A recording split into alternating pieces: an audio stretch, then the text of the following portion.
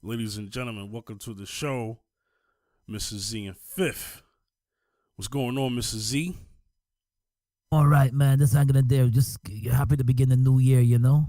All right, so a bit of a change has happened over the last couple of weeks. If anybody's been paying attention on my Twitter page, I basically let people know the reason why the show has been kind of on hiatus, only because I've had to relocate from New York to Dallas. My brother Zaccheus is still in New York, so we're doing this, we're doing this over the internet, connecting that way we can get each other, get the show going, keep it going, and we doing it the, how, it, we doing it the via satellite way, even though it ain't a satellite. You know what I'm saying? Yeah. Yep. So a lot has happened Ah. since we've been gone. First, let's talk about the new year, bringing in the new year, stuff like that. Bringing in the new year. Mm-hmm. What does that mean to you? I'll tell you what it means to me. It might be surprising, my opinion. Yes. But Mm-hmm. let me just ask you, my brother Zaccheus. So, how has your new year been? For those who want to know what's going on with you and me, how's your new year been? Has it been closing out the year? What do you look forward to in this year as opposed to, last year being behind you? Last year was it was pretty good last year because last year I was able to accomplish a few things. We was able to get this show going. Yes. Oh, so that was a very good thing. This show, also the Round Circle podcast with our So brother Cinema the Round Scapes. Circle podcast which was very good. So we got something going with the shows, which was very good for last year. Yeah. Last summer, I also released a book. Yes, you did. Called A Bad Man, a Thug, and a Gangster. So I got some goals that I accomplished from last year I was looking forward to, and I did it, and I made it happen last year. And I said, man, with this year coming, is more or of goals to reach. Yeah. To get more episodes recorded on the show. Getting closer. Also get the Round Circle going too with our brother called the Cinema Scapes. Yeah. We and then also I don't know, but we're looking forward to maybe record some new music because we are artists too, So we're probably looking to record some new music for this year, and get that going. Definitely. Those that don't know, we like gospel, holy hip hop, and gospel soca, So we hope to get something going, or then get some new music going maybe this year, Lord willing, and just promote that and get that going. So we have some things in the works, and this year's the year of and I was saying, this year is a prosperity year, maybe more savings. I would say for me, more savings, more looking elsewhere because I too looking sometimes get out of New York. So it's trying to get cold, expensive out there. Trying to get you down here too, But I'm gonna visit Dallas this summer. Yeah, this coming summer. Yeah, that's a whole nother story. Mm-hmm. But yeah, it's good to hear that you doing good, you and your family good. I mean, we know each other personally, so you know how I go. I know how you're doing, but just for the people out there, they just want to know how you're doing. Just figured you don't mind sharing that with them. Not too personal, but at least letting people know you're good. I would say for me, the biggest thing for me this year, other than the show, other than starting Mrs. Z and Fifth and starting the Round Circle podcast, is also leaving my hometown. I've done this before, so this is like my third time doing this, but this time's a little different because I'm a little more stationary at this point on where I'm at now. This might be a long-term thing. So I relocated to Dallas, Texas. So it was a financial move. It was a personal move, all together, and a family move as well. So it was kind of all together. Took a lot to do it. Anytime you relocate yourself, it takes courage because you're basically changing your life. That's what that is. When you leave somewhere, you change your life, or at least that's what you should do, but for the better. And I came down here to get closer to my dreams here that I couldn't obtain in New York. Just keeping it real, And a lot of people are doing it. They're leaving New York because things are just out of hand financially. You want to own a home, you want to start a business. It's better to do that in a place where you could afford it. So why not? So Dallas right now is my new home right now, and so far so good. I like what's going on. Definitely different from New York, but I like what's going on here. So New Year's. I want to back on goals because yeah, go ahead. You see what I'm going to use you as an example. Yeah. You see when people talk about like change, right, and talk about and some people will talk about change for years to come. Yeah. But they won't put it into action. They won't do the research, or they won't put it into action. They won't put it into sometimes you gotta trust God and step out in faith. Yeah, because a lot of that is fear when people don't, because people are afraid of change. I'm not gonna lie, I had my doubts, but my confidence and the faith in the move that I had was it ended up overshadowing the doubt. So then I felt more comfortable about that. So I was like, okay, well, and I think that's what people go through. I think you're going to have some things that you're going to be not 100% about, but the things that you are 100% about, once they outweigh that, then it makes it easier for you to step out on faith and do it. You know what I mean? Because it takes something. Even a non-believer would tell you that it takes faith to follow through with something. It takes something. You know what I mean? It takes something. Yes, it's true. So true. Exactly. Yeah, and a lot of us sometimes we sit and we ponder. Yeah, and wonder what could have been. And we wonder what could be. Yeah. When you take that step, and sometimes it just takes a little research. Sometimes it takes a little, before you make that move. Sometimes it takes a little research. It takes a little time to get yourself together. Yeah. And just see what's out there. There's another world outside of where you are. Because it don't make sense sitting down and complaining. You come, you stay in the same position. Yeah. You sit down and you still complaining in the same position. And sometimes we need to just step out. What Fifth did, he stepped out and said, "Listen, I need a change." Yeah. Stepped out and he made it happen.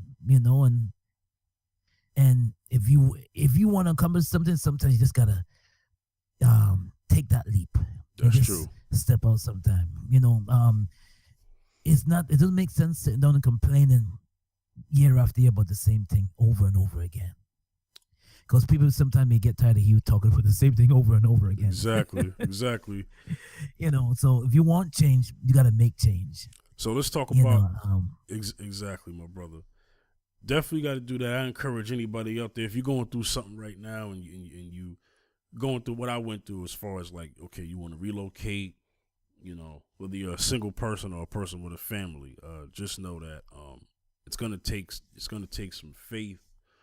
It's gonna take some courage. You gotta have heart, and then it's gotta be something that you can live with, something that you're comfortable with. You don't have to go if you don't want to. But if you want to, that's you're already putting yourself in a mind state that it's something that you feel that you need to do or want to do. And once you're at that point, then now you want to put it into action. You want to do as best as you can to do what you can, no matter how long it takes. If it takes longer than what you probably plan to, at least you're doing something. It's better than talking and doing nothing. That's what leaves people stagnant, So Now let's talk Yes. about the New Year's, right? So we in 2000. This is the first episode that we are recording in the year 2018. 2017 is done with. Okay, so 2018 for me, I would say, is a year of progress. 2017 was a combination of development and progress, but a year of progress in all the areas that I want to do. And like you were saying, following through on your goals, doing things a little more better than last year, coming a step forward. Now, here's my thing about when people get on social network, whether it be Facebook, Twitter, whatever, and then they say stuff like New Year. I mean, even before social media, you meet people and they would always say socially in conversations, "Oh, my New Year's resolution is to lose weight. My New Year's resolution is to fix my attitude.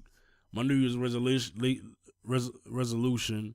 this is what some women would say, is to not let a man dog me out no more." And realistically, when that New Year comes, you ain't changed nothing. You did the same thing you saying the same thing you said every New Year's Eve since 2002. So you ain't changing nothing. Oh, I'm cutting people out of my life. And then and every year. If you got to cut people out of your life every year, something wrong.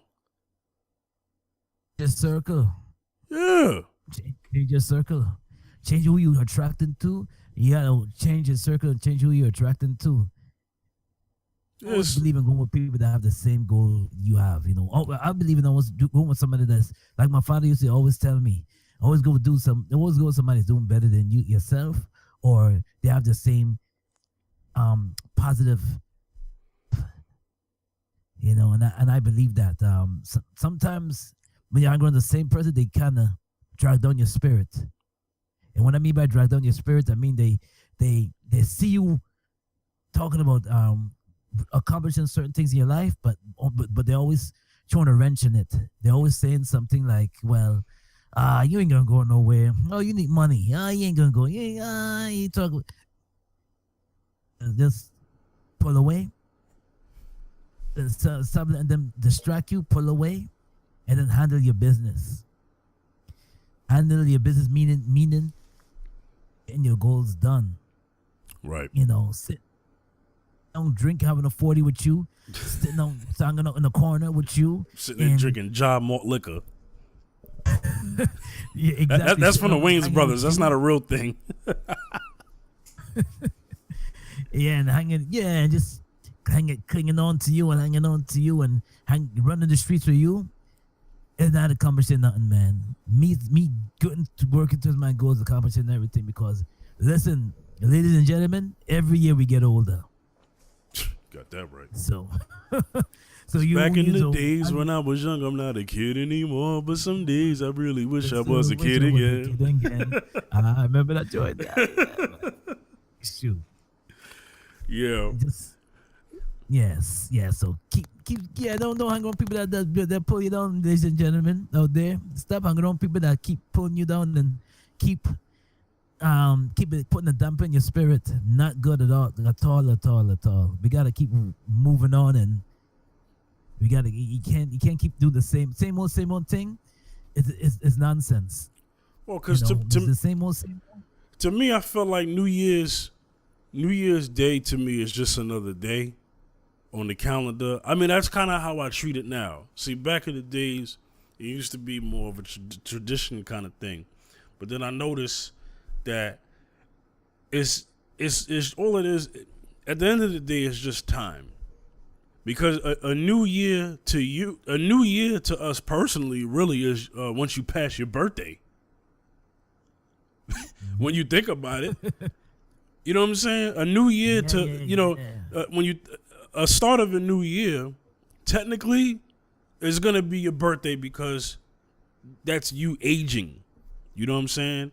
When you pass your birth date, Also, some people say, if we're talking like the development of this world, that the new year really should be in the summertime, not the winter. That was changed. Okay, I won't necessarily get into that because that doesn't matter to me right now. But, it's just another day. But my whole thing is, ain't nothing wrong with making it something. I don't have a problem with people who do that. But I'm just saying to me, New Year's Day is just another day. I mean, I don't do all the celebration stuff that people do on New Year's Eve. I don't have a problem with that. I actually like doing that. But my thing is, if I don't do it, I'm all right with that. You know what I mean? I'm okay with that. Kind of wanted to do that this year. But, man, I was chilling this year. I was chilling. Okay? So I wasn't really sweating that at all. I was chilling. So New Year's resolution sometimes could just be a bunch of garbage. My whole thing is, why wait till the new year to change something about yourself? Why wait till the new year to pursue a goal or a dream or something in your life that you haven't been doing in the last 365 days? Why wait? Well, sometimes 366 leap year. Why wait? I'm from a time where if you wanted to do something, you just did it. Forget all that waiting until the new year. I see men and women get on there and they say, yo, when 2018 comes, I'm going to do this, I'm going to do that. I'm like, yo, you made that announcement in October. Does that make any sense? You got your New Year's resolution 3 months before the New Year starts. Do it now. Do it now. Don't wait. Yeah, that's true. Let me tell something right now. Last year, I lost a total of 40 to 45 pounds. Okay? And that had nothing to do with no New Year's, nothing. I woke up one morning. This was like sometime in like February 2017. I woke up one morning, looked in the mirror, and I said, from now on, you will do something about your weight that you've been complaining about for 10 years. Okay? So it's where you are mentally. It starts in the mind first. It starts in the mind. Whatever it is that you need to do, it starts in the mind first. You got to get your head right. You get your mind right, your body will follow. Okay? What tells you to walk every day is your mind. You know what I'm saying? What drives you, your mind, your spirit. I'm telling you, it will follow. So don't wait till the New Year's resolution, man. Don't wait till the New Year's resolution. I'll give you some more info. Okay? Last year, I was 255 pounds. The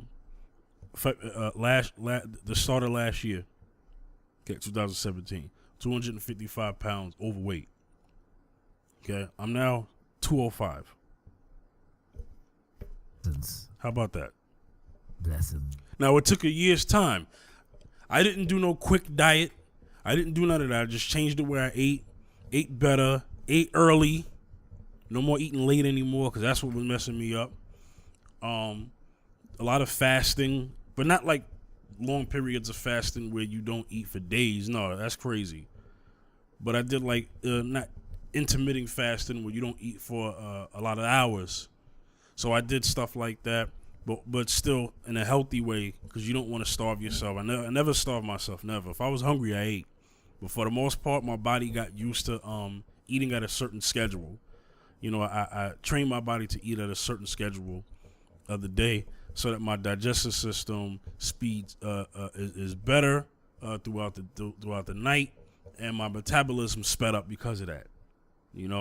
So I'll give you a little more info. My last meal was before 6 o'clock. Science shows that if you eat dinner before 6 o'clock, your body gets to kind of recharge. It gets to recharge. Your digestive system is breaking that down before it kind of goes to sleep. Your digestive system will go to sleep, not like stop working, but it'll want its rest. at a certain time of day. So there were times where I would, my last meal would be way before. It would be like my last meal would be like around like between like around 5 something. You know what I'm saying? So, and I'm still on that schedule now. And I feel good. I used to have very bad back pain because I had all this weight. So my body feels good. My joints, my body, I don't have the same aching pains that I used to have. My mind feels good too because I feel better. My conditioning is better than it once was. My vitals are better. Blood pressure, good. Sugar level, great. I never had a sugar level problem. Never had that. Never had a blood sugar problem. Thank God, even when I was overweight. But I was borderline high blood pressure though. I was. I could have been on medication if I would have continued this up. And I'm 30 years old. So when you reach that age, that's when a lot of health ailments begin. If you don't take care of your stuff. Yeah, that's what they say. They say you can fool around if you want, but when you hit your late 20s and 30s, that's when all that stuff begins. So that's why you got to watch yourself. You got to watch yourself, Ooh, it catches up to you. It will. And I tell you something right now. High blood pressure and diabetes run in my family. So that's why it's very important for me to watch myself. And that is a fact. And I know a lot of people out there can relate to me when it comes to what I just said just now. So it's all starts in the mind. You change you. How about that? If a man wants to change, he's going to change. And my thing is, when it comes to dieting, and what people don't, the secret thing with dieting is what you put on your plate. Yeah, and how much. I mean, you can eat, like for the men, you can eat protein and you can have some vegetables on the side. Yeah. Always, if you're going to eat a lot, always put vegetables on your plate. Thank you. You want to have more vegetables. And the secret thing is, when you have a beverage, always make sure that you always have water. Yup, that's another thing I did. Beverage, have water. Don't get into the habit of drinking juices, sodas, other fruit juices, because they can, especially a lot of fruit juices like Minute Maid and things like that. Sugar. They contain a lot of sugar. 30 grams of sugar, 40 grams of sugar. You don't need that. All you need is a good meal and a water. I'm telling you, it changes your life. Yeah. So, also, you don't have to eat 3 full square meals a day. No. You can eat 2 full and snack, and make sure when you snack smart. There's fruits, there's apples you can eat. There's celery, carrots. Bananas are very good. Avocados. You can snack avocados, and also for the men that like, if you like sugar, there's granola bars. Granola is a very good snack. The granola is more healthy than eating a regular candy bar. Yeah. Granolas, flaxseed seeds. You put in if you like pancakes, you put flaxseed seeds in your pancake, or your flaxseed seeds is very good for your digestive system. It helps you use the bathroom. It's good. These are tips and things that I can give you that can help you, that you can maintain a good diet. Because I don't eat 3 full square meals a day. I skip a meal. Yeah, my body. Yes, it helps with your weight. I'm telling you. My body can't eat 3. My body can't eat 3 meals a day anymore because my stomach shrunk due to adjusting my eating. So there are times where I eat 1 to 2 meals a day. Actually, 1 to 2. Most I eat is you have a good breakfast in the morning. You skip lunch and you go straight into dinner. Yeah. And my thing is, my dinner is early. My dinner is not at 8 o'clock at night. Like, I eat my dinner before 6. So I'm, and then if I get hungry at night, if I do eat something, it's more on the healthy side. It's okay to eat a salad at night because that's all vegetables. Because I know somebody was like, yo, when you get hungry, do you eat? I said, yeah, when I do. I said, there are times where at night I'm actually still full off of what I ate in the day. So I'm not full. I'm also thirsty. That's what has happened since I changed my eating. I've become more thirsty because I need more water. So I've been drinking water at night. Water fills you up, you know. And then so what would happen is that at times where I guess I did get hungry, I'm not going to lie, every now and then I do eat the junk, but I don't go crazy with it. You know what I'm saying? It's in moderation. Do I still drink drinks that contain sugar? At times, yeah. Sometimes I have a taste for lemonade or sweet tea, but I just don't overdo it. I still consume more water than I do anything else, and it's only because I had worked this hard to lose all this weight, and I was able to deprive myself from certain things that when I eat it now, it doesn't throw me off too bad. You know what I'm saying? And then, like I said, moderation and eating early in the day was one of the biggest secrets to me losing the weight. Also, my mind told my body that I was going to lose weight and be in control of it. All right, so we're going to have to move on to our other topics because I didn't realize how far we were getting into that. So it's a serious thing. All right, so check this out. The daughter of, before we get into that, Libya. Got some modern day slavery going on right now, man. Modern day slavery. Those who don't know, yes. Okay. Now, it seemed like the media was talking about Libya for a couple minutes, and I say minutes gracefully, but then within that same time frame, they stopped talking about Libya to talk about Prince Harry getting, was one of them princes. One of them, Prince of Wales.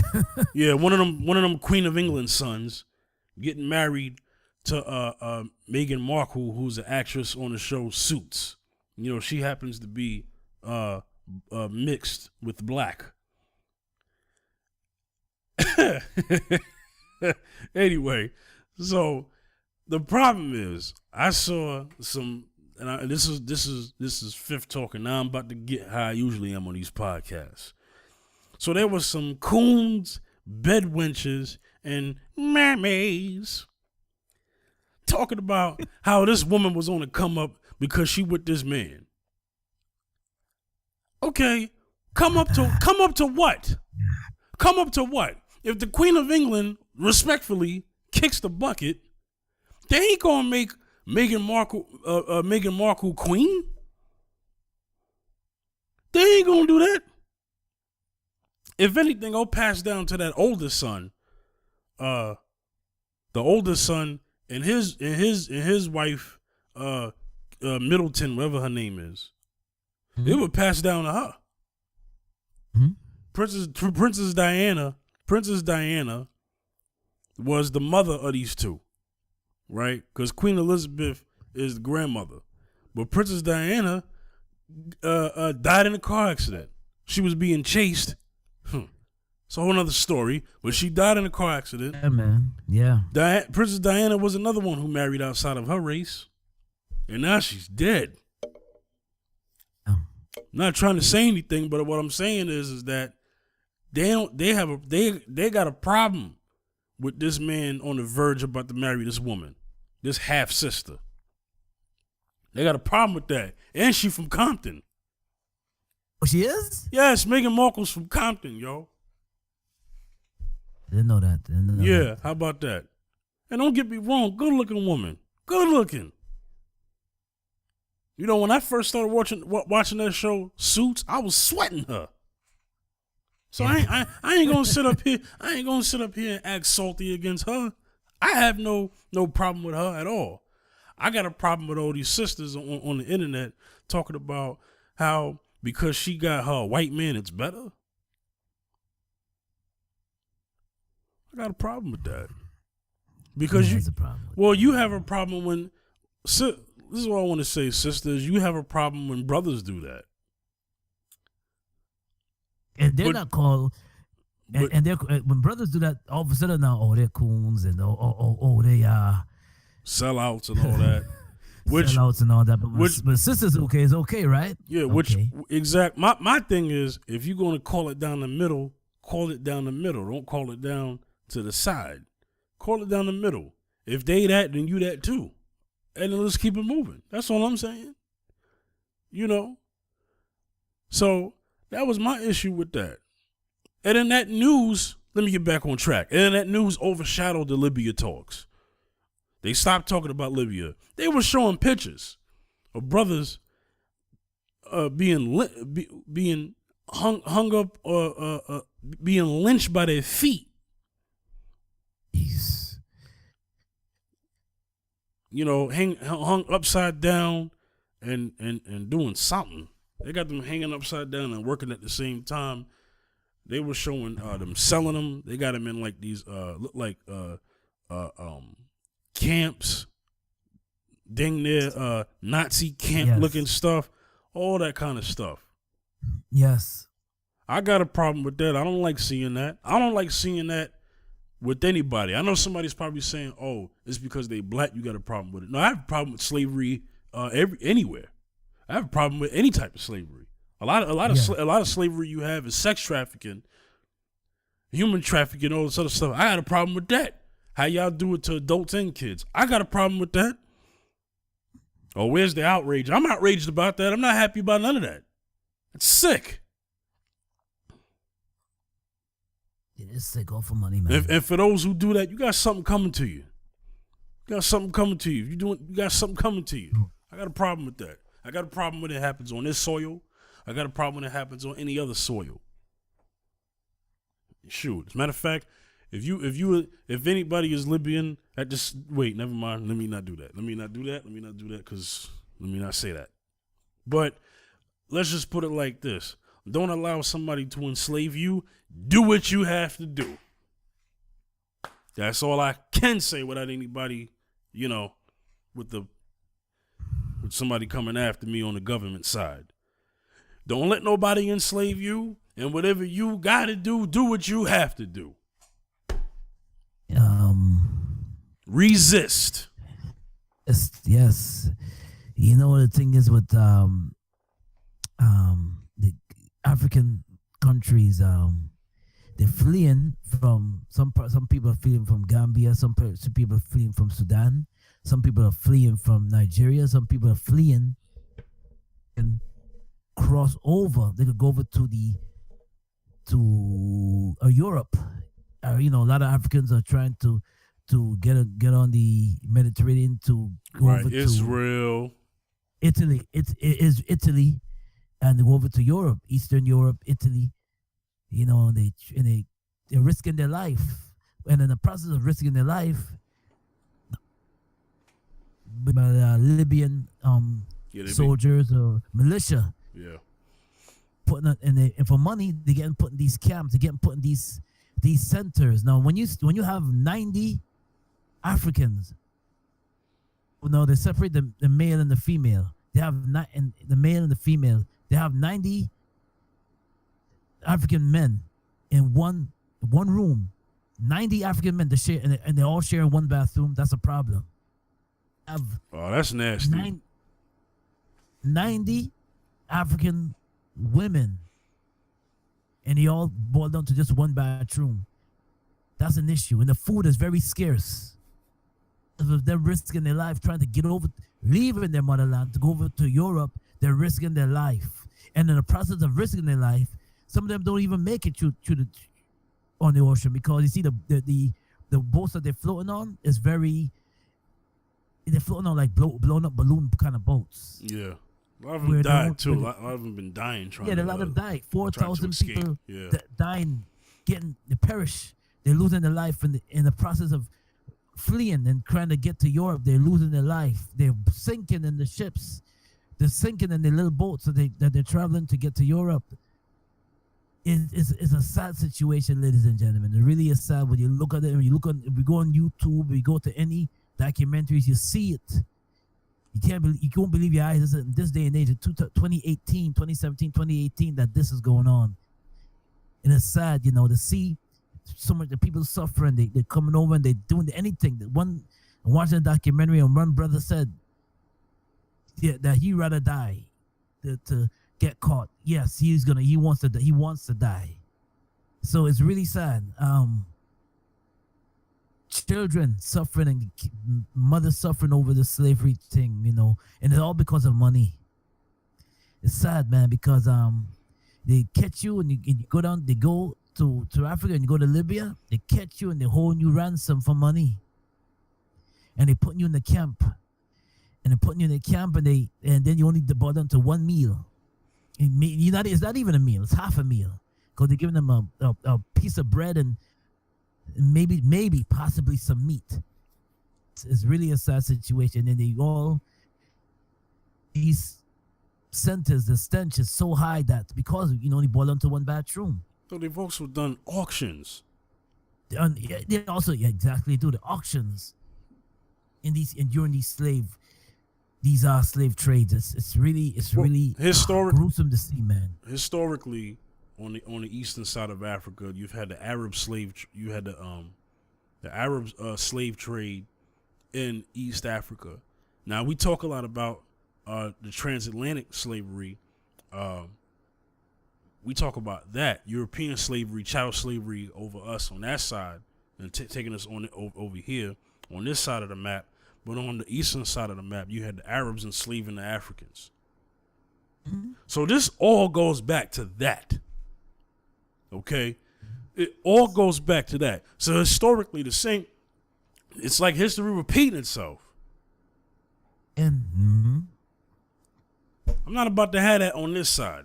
Now, you already have the white supremacy, which is rampant here, obviously, throughout the world. And I'm inclined to believe that white supremacy has something to do with what's going on in Libya, too, even if it is people who are Arab. Okay? And this is not me getting on all Arabs, but that Arab, I guess I could call that an Arab supremacy, but I don't know, because white supremacy will trump Arab supremacy any day. So I don't know if I can call that Arab supremacy, but who's part of that Arab supremacy that's doing that in Libya and any other African countries on that side of the on that side of the map, East Africa, this history goes back to that, to back in the days of that chattel slavery on that end. And just like on the other side, the separation of families, the raping, the killing, the murdering, you had that happen too. It's just that narrative is not so much spoken of as much as the white slave master slavery, chattel slavery, in throughout the Western Hemisphere, so that's why that doesn't get talked about as much. But it happened on the east side. It happened on East Africa, East African countries, and dealing with that stuff and fighting that stuff. And I want to say, keep fighting back. Resist with every ounce of blood that is in your body. Resist. Don't let nobody enslave you. Nobody. Okay? So I'm going to have to move on from this. Mm-hmm. Now, since we've been going, Omarosa gets kicked out of the White House. Mammy. Okay? See, that cooning didn't save you, Omarosa. Tell you, man. And I want to say to that Ben Carson, you next. So you better hope you still got your job, because you will be next. I think, you know what? And when you really look at it, what was Omarosa's role during that? During the absolutely nothing. Well, okay. Well, let me be fair. So she was supposed to be like an advisor to anything that was African American related as far as issues. She did nothing to help our plight, our cause. Nothing. She did nothing. It's like this when you look at it. Good old you did. You was a good old girl. You did it. Now we know. You know what? Now we don't need you Yeah, no we more. don't need you no more. And that's the same thing for that coon, Pastor Scott. You know, Yeah. Trump don't need you either. He don't need Wayne T. Jackson. He don't need nobody black. He wasn't gonna do nothing. He wasn't gonna do nothing anyway. You had Steve Harvey going up there. You had Jim Brown going up there. Oh, disappointing. Don't know why Jim Brown went up there. You had them going up there. Nothing happened. Nothing happened. Oh, yeah, they talking and see what it could be done, but Omarosa, where was that sense of urgency when Obama was in office? Oh, yeah, exactly. yeah. So she got kicked out. She said she quit. No, they said leave. We don't need you and no don't more. come back. Don't come back. We got what we want from you, and now you got kicked in the Now you got kicked in the boot. Now you got kicked. Yeah, exactly. We don't need you no more. That's what exactly. They told her love. They told her love don't live here anymore. You know, and then she was up there. Oh Lordy, pick a bed like cotton.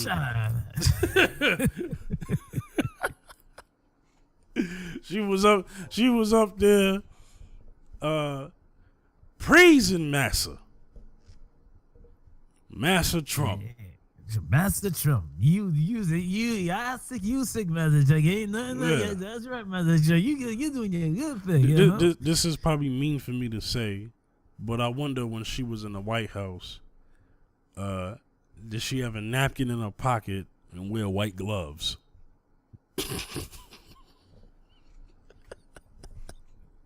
For those who get what I'm talking about. If you see the movie The Butler, you know what I'm talking about. Oh yeah. Motisa. So, she was one of those Massa, we sick. She was one of those types. You sick, so yeah. So we sick, Massa. Oh, you sick, so I sick too. I bet you. It's one of those kind of things. I bet you if the White House was on, I bet you. Well, never mind. I don't want to say that. Anyway, so she had to get the boot. But see, that goes to all you out there. Cooning don't save you, man. I know. We joked around just a second ago, but Cooning don't save you. You got a lot of people trying to gain favor and white supremacy, in hopes that they'll maybe live a little longer or get a little more money out of it. No different from those Jewish Nazi collaborators during the time of the Holocaust. No different from, and let's go before the Holocaust, no different from a lot of the house Negroes who did that, trying to gain favor with the slave masters. That ain't helped them, and that ain't helping you in this modern time.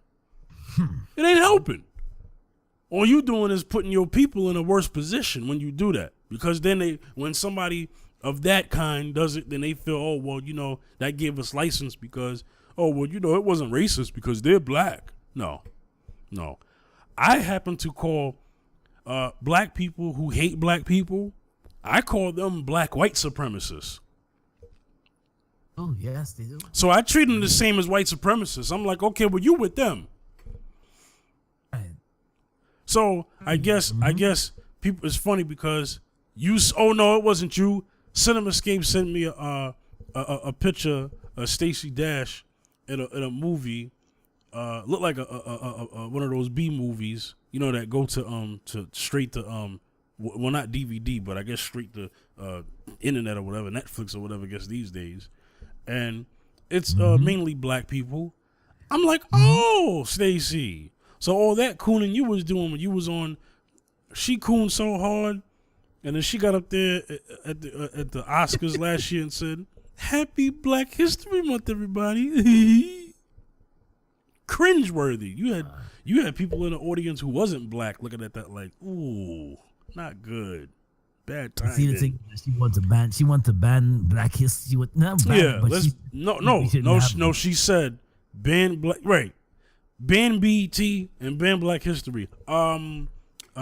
Stacey, may I remind you that the movies that you were on are only getting syndication on BET and not no other network. So if they ban BET, then you don't get residuals. Yeah, that means no work for you. Just putting that out there because for those who didn't know, I guess you didn't know when you said that. Okay, but anyway, so it's funny because Cinema was like, "Yo, guess who's trying to get in good graces with black people again after clowning us?" Easy. I know you're gonna come back. Yeah, come back. Yeah, you need a job. Yeah. Mm-hmm. Well, I ain't welcoming her back. I got a problem with her. I do. Still, I got a problem with her. It's a shame. I used to think she was one of the baddest looking women on the planet at one point. I really used to think that. Don't get me wrong. She's well, let's just put it like this. She's less attractive because of what she's about.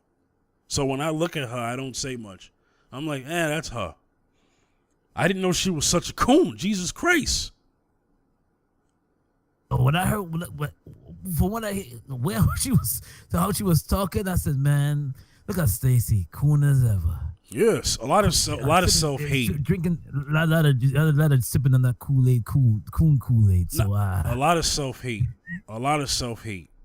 So it's just yeah, you know, just to get a dollar. But guess who been helping her out all this time? We've been supporting her. We've been pushing her and supporting her. Yeah, we've been seeing her movies. Yeah. I mean, does she forget that one of the first things I ever seen her in was Mo Money? That was before Clueless.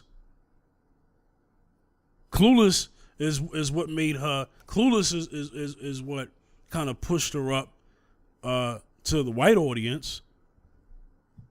You know, because she did that movie with Alicia Silverstone.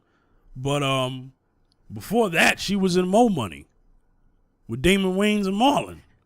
And Marlon, yeah. I'm just saying, that's one of the first things I've ever seen her in. You know, and then after that, she had movies. She was in black movies. I guess you can call them black movies. You know, movies where the cast is predominantly black. And all of a sudden, you get on Fox News, and then you basically become an Aunt Jemima. Wow. Ridiculous. All right, let's. That was yeah. Mm-hmm. Yeah, you know, I don't understand that. But the reason why I brought Stacey Dash up is because it didn't save her with Fox News. She got fired. And then Omarosa didn't save her with being in Trump's cabinet. Don't pay the coon. Yeah. Don't pay the coon. Because everybody plays a coon sometimes. No exceptions to the rule. Listen, baby. You know? Oh, man. He out there looking stupid. All right, let's move into what we've been trying to talk about. That's going to basically just help all of our topics here. Okay? Oh, wait a minute. No, before I do that, I want to give a rest in peace to Eric Garner's daughter. Oh, I don't want to forget that. Yeah, Erica Gardner. Yeah. We condolences to her and her family. You know, one tragedy after the next. It's a shame, man. Staten Island's finest, man. She became an activist after her father was brutally massacred by an NYPD officer. Okay, yeah, I said it just like that. Okay, and you know, she became an activist. I didn't even know that she necessarily became that. I just thought that it was more so for her pops, but it turns out that she stood for injustice, even for those who are not her father. So she died of a heart attack at the age of what, 27? Was she 27, Zaccheus? Yeah, she was like late 20s. Yeah, 27 years old. Young. That is 27 young. years What old. the heck? That was a shocker. To me, that was a shocker because this girl, she was an activist. And I'm big up to those who live in the North Shore area of Staten Island, because last Wednesday they came out in numbers. 90 people came out during the area where her father was killed on Staten Island, Bay and Victory. They came out in numbers just to pay their respects and condolences to Erica Gardner, man, because it was a tragedy, man, and to see a young soldier go like that is so sad, man. It really is. A condolences to the family, man. Yeah, I my heart goes out because that is crazy. That is crazy. I just want to put that in there, because it's been time since Eric Garner got since he got killed.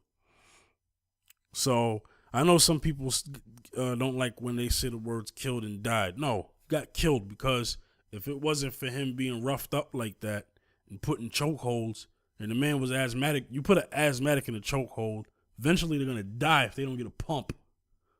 So you led to the man's death. So miss me with that, the chokehold didn't kill him. The man is dead. And he wouldn't have been if it wasn't for that. The man in the video, what did the man say? He said, just leave me alone. He said, I'm not out here doing nothing. Nothing. And it's interesting, they stood in front of him for a while. It's not like they ran up on him immediately and grabbed him. They stood there for a good minute. I know we're going back to it. I'm sorry. I'm going to get back to Erica in a second, but they were in front of that man, and they stood, because people like to not talk about this particular part of the video. The man was not showing any type of aggressive behavior. He wasn't. He's just a big black man. That's all that is. Big black man. Yeah, you know how they are about big black. Sure, you ain't got to be a big black man. You can be a little black man and you a threat.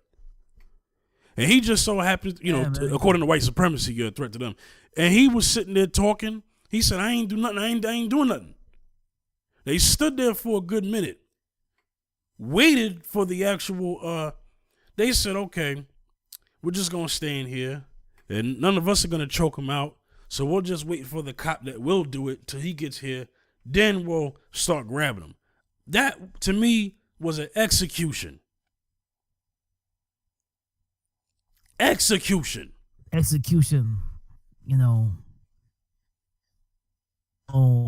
The funeral for Erica Garner will be held today. Wait, no, 4 p.m. on Monday. You have to give a date because we're recording this on the January 8th right now. So give a date. It's going to be Monday, January 8th. Okay, so January 8th, because we're recording this right now.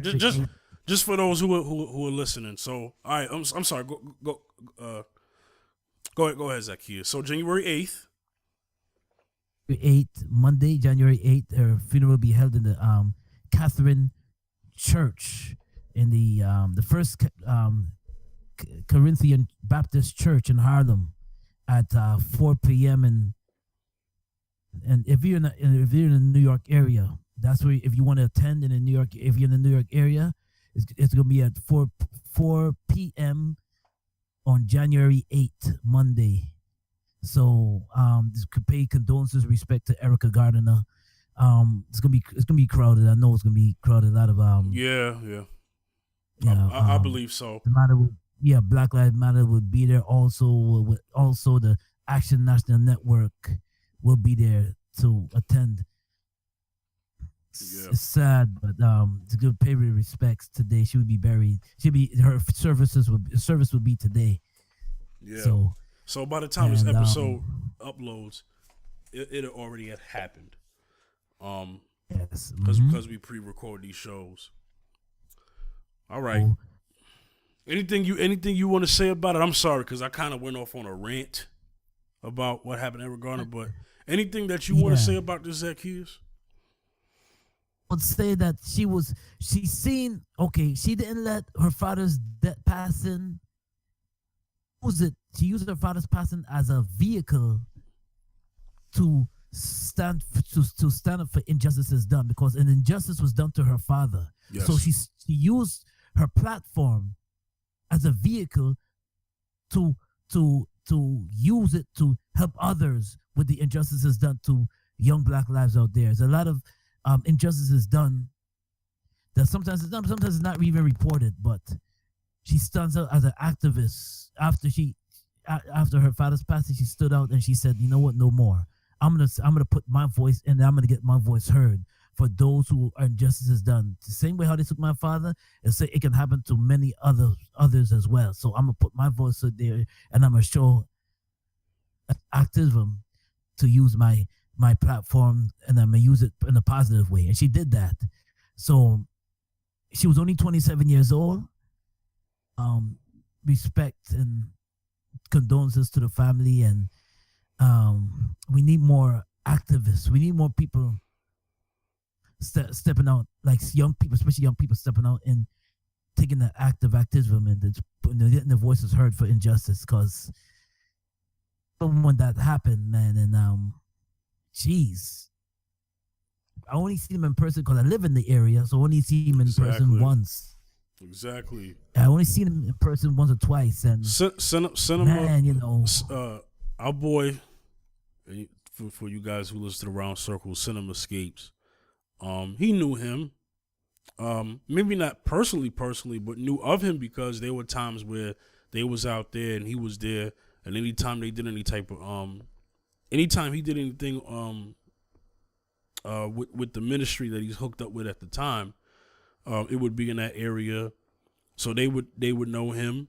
You know, his nickname was also Big E out there, and I might have saw him a few times because in that area I always had to walk past there to get my hair cut, and there were times where I didn't know him, but there were probably times where I saw him. As a matter of fact, the day he got killed, I was supposed to be out there, so I would have saw that firsthand. So you know, I was supposed to be on that street. I was supposed to go up. I was supposed to walk past that. You know. So the day, you know, I'm over here getting. It's interesting because I'm not gonna make it about me, but you know, interesting. I'm getting dressed, about to head out the house, and all of a sudden, a news thing pops up because I'm about to head down there. I had an appointment around there. On the news, something pops up. Such and such on Victorian Bay. I'm like, whoa, what the heck? And they show the footage. I said, whoa. I stayed in the house when I saw that. I said, all right, I'm staying in the house right now. Whatever I got to do, I'll do that another day. Right. You know what I'm saying? Because that's what happened right there. I was on my way out the house, about to walk down there. I just so happened to turn on the news because my uncle called me. I happened to turn on the news, and then I see that. I was like, are you kidding me? Murder. Yeah, you know? Murder. All right, so let's move on. There's a video that is going viral for the past couple weeks called I'm Not Racist. It was by artist Joyner Lucas, rap artist Joyner Lucas. The original video called I'm Not Racist. He does the perspective of the white guy and a young black man. Let's get a little more descriptive. The particular white guy he's doing the perspective of is a guy who is, I guess you could say, a conservative. He has a Make America Great Again hat, so he's a suspected white supremacist off the bat. Okay. The brother that he has is a young brother, I would say under the age of 25. Now, the video shows more so the white guy going in on his perspective of false perception of black people. The response that Joyner Lucas did for the young black man, didn't really hit on all of the points that the white guy's perspective hit on. So it didn't answer many questions. So the original video I'm watching, and I was disappointed at the response. I was like, that response wasn't strong enough because I feel like all the stuff that the white guy named, that he named for the white guy's perspective could have been debunked easily. But the brother perspective, he didn't debunk it enough. So you had responses later on, a popular one right after that, did their own response, their own I'm Not Racist remix. My son did his response. Very good one. Very good one. And he debunked a lot of the stuff that the perspective of the white guy in the Joyner Lucas video mentioned. And that was about a few weeks ago. But recently, we've had another response by a guy, I never heard of him, but I'm glad I did. He goes by the name of Ant Mugga. I hope I'm saying his name right. This brother did his response from an interracial couple's perspective. Interracial meaning white man. I'm sorry. Interracial meaning black man, white woman. So in the video, that's what that perspective was. And he was basically, they're watching, this is how it goes. They're watching the video together and they're on the couch. He comes home from work or whatever, and he shows her the video, the I'm Not Racist video, the original one.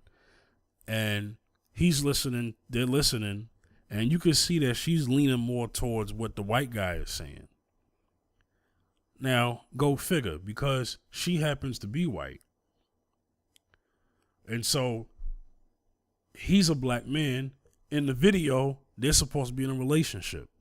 He's noticing right there, that even within his relationship with that white woman, he got to deal with the white supremacist thoughts that are in her.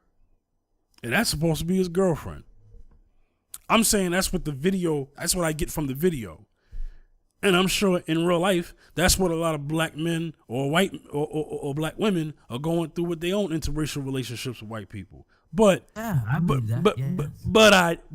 digress, because we already did a show about that, So I felt that Ant Mugga's response is my favorite, because he talked about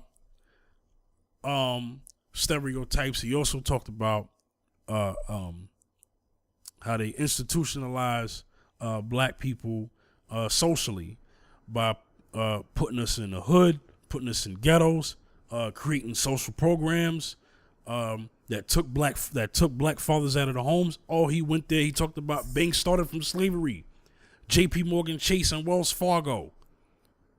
He didn't say anything that was a lie. Oh, yeah, man. Now, I'm going to see if I could play. Now, it has language. It does. It does have language. But for educational purposes, I do want to play this. Okay? But I do want to warn you that this video does contain explicit content. So let me get my wire together here. My bad, Zaccheus, but let me put this up. Because I ain't really planning to play it, but it's going to help our show if I play this and we do a breakdown. That's the only way this is going to help it. Now, give your opinion on it, because you saw it. Yeah, okay. My opinion on this video was, man. I mean, to me, the white dude spoke his mind. He did. But the thing is that a lot do think that way. If you talk about race, and you talk about the race relations, a lot of them do feel that way. The brother Mugga, the brother's response was like, listen, not all of you can't put us all in one boat. Yep. Care of our kids. Some of us are working. Some of us do not depend on welfare. Some of us are not hanging the streets and hustling. Us do hold down jobs. You know what I'm saying? A lot of us do hold down jobs and do go to college, and do other things that's progressive. So please don't put us in one, put us all in one boat. Yeah. Yeah, you're putting us all in one boat. So not every brother's the same. Not everybody's the same. Some of us are thinking. Some of us are progressive. Some of us are entrepreneurs. Not everybody's the same. Street and just hang the streets and then be mamas all over the place. Some of us are responsible father. I'm a responsible father. You're a great father, man. Yeah. Some of us are responsible fathers. So not all of us fit into that same category. You know, so shoot.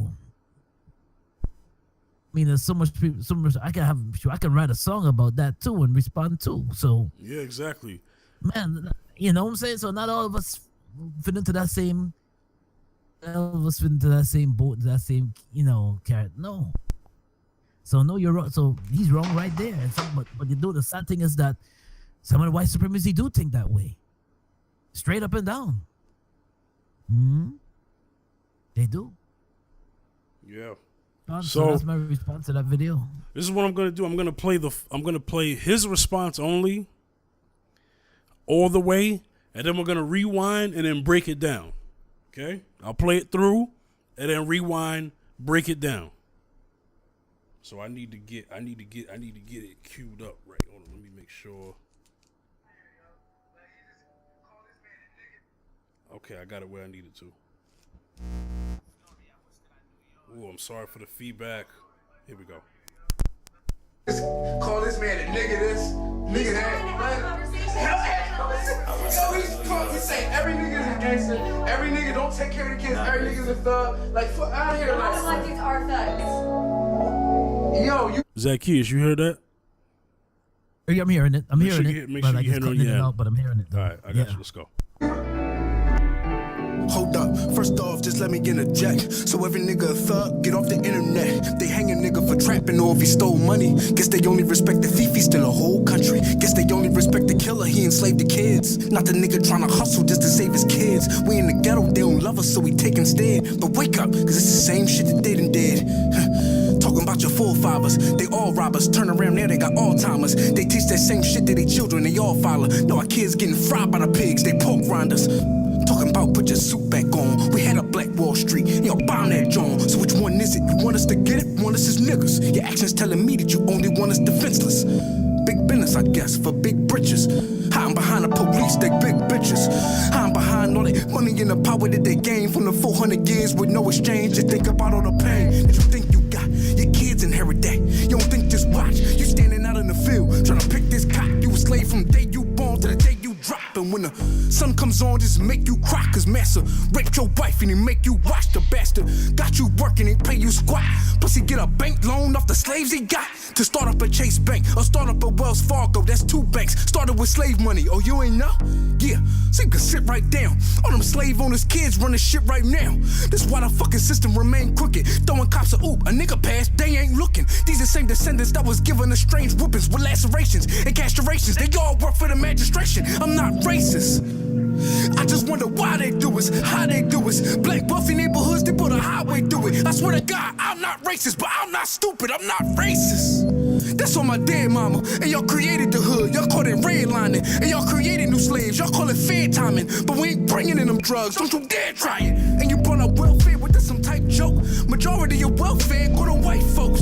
Dickhead, look it up, dickhead. Now your whole face looking like a stick of big red. And y'all put them Asians in the camps that gave them reparations. The Jews in the Holocaust got their reparations. And all the Florida Seminoles got their reparations. We ain't get shit but a whitewash education. Teaching us to hate ourselves and just to love y'all. Cause we just slaves and niggas, my nigga, fuck y'all. And fuck Donald, he a bigger than a dust ball. I grab Melania pussy, I'm trying to piss Trump off. The difference in our neighborhood, I seen it too clear. So I wasn't born in the hood, I had to move here. You 40 miles away pointing fingers. While I was in them same streets you wouldn't drive through cause you were too scared.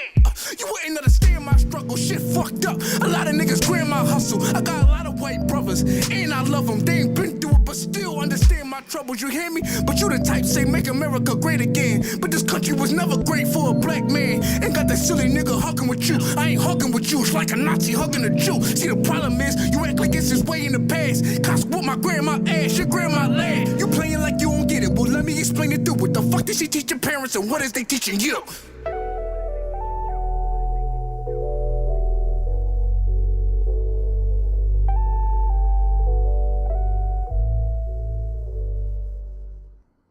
So what the fuck? Okay. Like, fuck out of here, like. Hold on, I had to rewind it back. Jesus Christ. All right. Once again, I want to apologize for the language. You know, we're not about that on this show. But I had to play it because this is the only way, you know, for educational purposes, the only way I can really kind of go into this. And I don't have time to edit the cursing out. Well, you know, at this point, I don't have time to do that. So we played the whole thing in its entirety, right? This man said, let's go back to the beginning. We're going to do a breakdown. I'm going to stop and pause it, and then me and Zaccheus are going to speak on it. Like these are thugs. Yo, you. Hold up, first off, just let me interject. So every nigga a thug, get off the internet. Now, that part right there, he told her to get, he said, you think every and a thug get off the internet. Now, the influence of social media, whether it's real news or fake news, even before social media, there was always that perpetuated stereotype, right? Because it's in the media everywhere. But with this new generation, if they don't get it from the news, they'll get it from the internet, you know? And no matter what people are saying, no matter what we do, no matter how hard we try, we're always going to be seen as such. You know what I'm saying? That's why Jay-Z did, you know, the Story of OJ record, you know? So that right there is a good start off. You play a little more. They hang a nigga for trapping or if he stole money. Guess they only respect the thief, he stole a whole country. Guess they only respect the thief, he stole a whole country. Now, I get what he's saying there. He's saying, and I'm going to let you speak on this too. He's saying, okay, this man did something, you know, you get him for it and it's a crime, whatever. Okay, fine, let's call that a crime. But why do we not call what has happened to this country a crime of colonialization? That's a crime too. But we got statues of George Washington and all them other presidents and Christopher Columbus everywhere. You respect that? Zaccheus, does that sound like I'm saying something that makes sense? Yeah, you know what it is? It's just that when they put this, they're proud to put this the Confederate flag up in the statues, but you see the thing is that we keep silent on a lot of things, as we keep silent on a lot of things that's even being portrayed as supremacy. Yeah, we keep silent on it.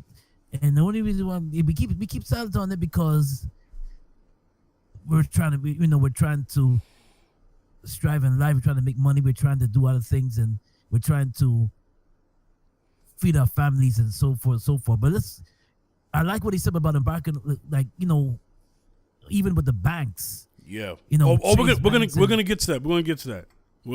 All right, let me play. Yeah, but go ahead about the what he said just now about they respect the thief who stole the whole country. We built and we through slavery. Mm-hmm. There was a lot of things that was taken from us through slavery that we're not credited for. Yeah, On purpose. On purpose, it's purposely kept on silent. And we have to do research and invest. We have to research and we have to teach our children that yes, we were great kings and queens at one time. We did invent a lot of things in time and many times and still inventing things. So, but you know, supremacy gets the credit for it. You know, so when that verse, he's saying that little piece of verse right there, he's saying a lot. Mm-hmm. So that's my intake on it. Yeah. Let's play more. Guess they only respect the killer, he enslaved the kids. Not the nigga trying to hustle just to save his kid. Maybe they respect the killer, he enslaved his kids. Whoo! He's talking about slavery, man. He's talking about slavery. Let's keep going. We in the ghetto, they don't love us, so we take instead. But wake up, cause it's the same shit that they done did. Talking about your forefathers, they all robbers. Turn around there, they got Alzheimer's. Talk about your forefathers, they all liars. Turn around, they got Alzheimer's. Ha! Woo! I recently talked about George Washington. See, forefathers: George Washington, Abraham Lincoln, Thomas Jefferson, and Andrew Jackson, right? Okay, those are the four faces on Mount Rushmore. So the point he's making is you got so much pride. Talking about America's history, you got so much pride in these men. You do, but these men represent for us slave masters.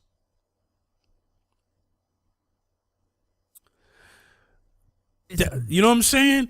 They not presidents to me because they did, my thing is they always say that what somebody does, well, especially when they're black, will override the good things that they accomplish. For instance, Bill Cosby. They came at Bill Cosby so hard. Now Bill Cosby is revered as a scum of the earth now. So he's not recognized for the good that he did. Right.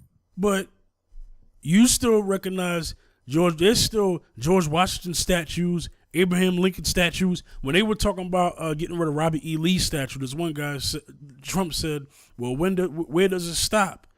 Do we take down George Washington, Abraham Lincoln? I mean, this is ridiculous. My response to Donald Trump would be, yeah, take them all down. Take them all down today.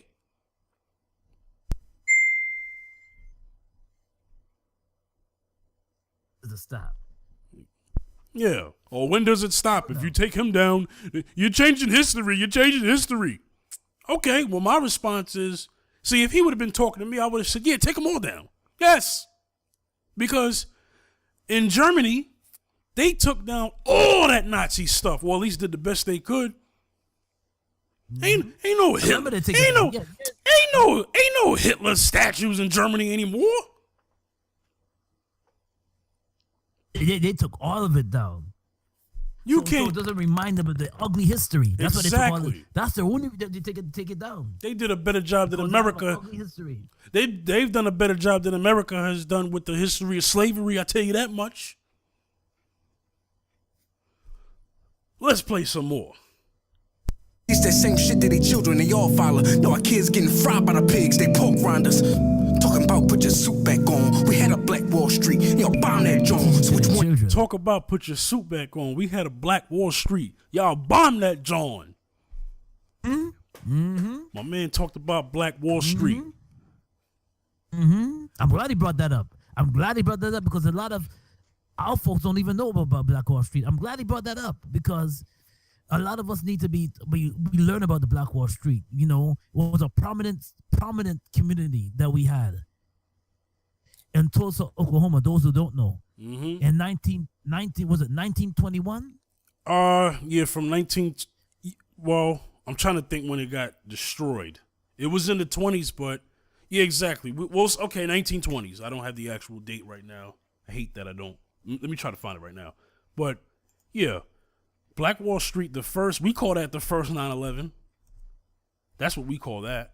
Those who don't know, For those who don't know, we call that the first 9/11 because they used planes and dropped dynamite on it to blow it up.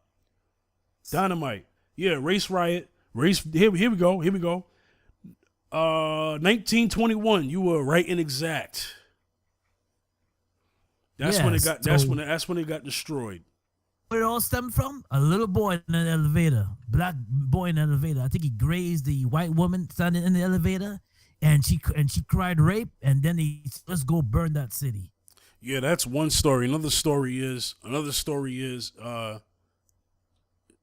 heard that's the main story I've heard. Another story is that it happened in the street. Right, that's another story that it happened in the street. That situation. Elevator. I've heard that one. That's the main one I've heard. Very similar to the Rosewood story. When Rosewood got burned down, it always ended with a white woman saying that she was raped. That's one of the things that I noticed with a lot of these neighborhoods, where they. Anyway, that's a whole. That's for another episode. But Yes. one of the things that that I like what he said is this. He said talk about, because in the store in the original video, the white guy's perspective was, you know, with your pants sagging, put your suit back on. Us putting our suit back on is not you respecting us, because the last time I checked, Martin Luther King had a suit on, Medgar Evers had a suit on. Malcolm X had a suit on. But yeah, but they still got murdered in the name. Garvey had a suit on. Hello, Right? They deeper than that. They got murdered in the name of white supremacy. So wearing a suit is not helping you respect us. And also, the fact that he said, "Put your suit back on." We had a Black Wall Street, y'all bomb that joint. That's his way of saying you. What is it? What is it with y'all? What is it with you, white supremacy? Or do you want us to do for ourselves, but then when we do for ourselves, you there? I mean, you're either gonna leave us alone, or because Black Wall Street was able to be what it was because at a certain point, this won't happen again, but at a particular time, white supremacy left black people the heck alone.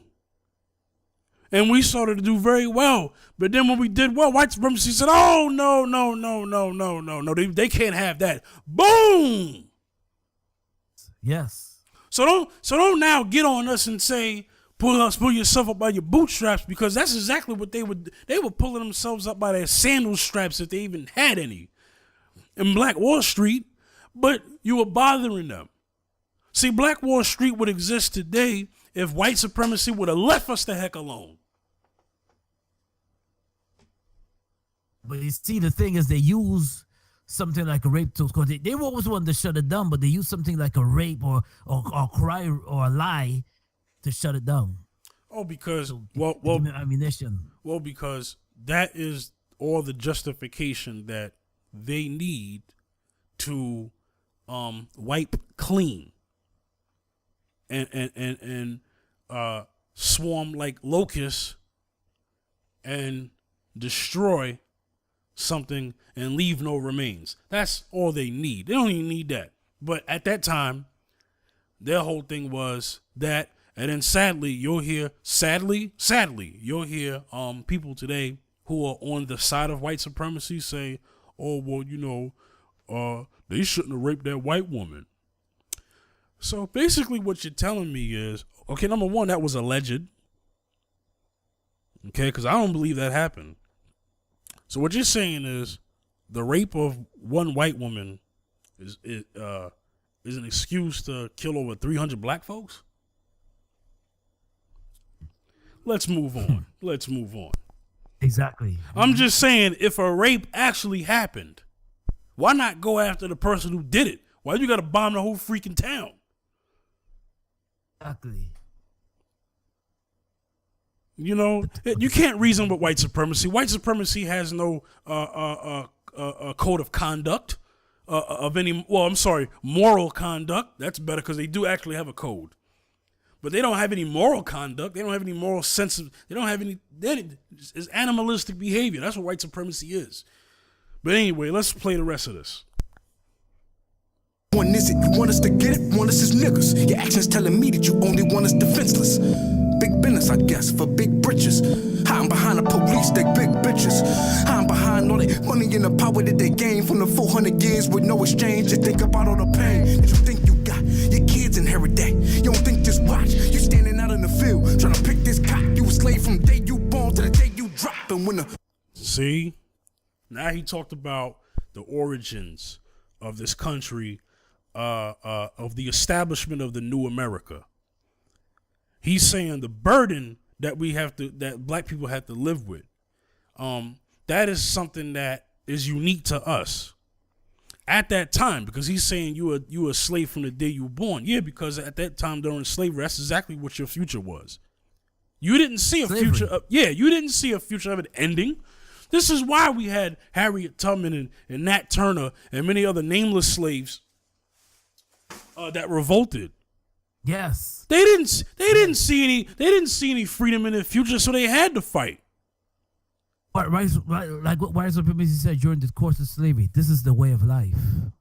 Well, because that's exactly what they thought would happen, and then if one of the let me tell you something. Black people were dead from the time they put us on those boats. You were a dead man already. You were a dead man walking. So at that point, you might as well die for something.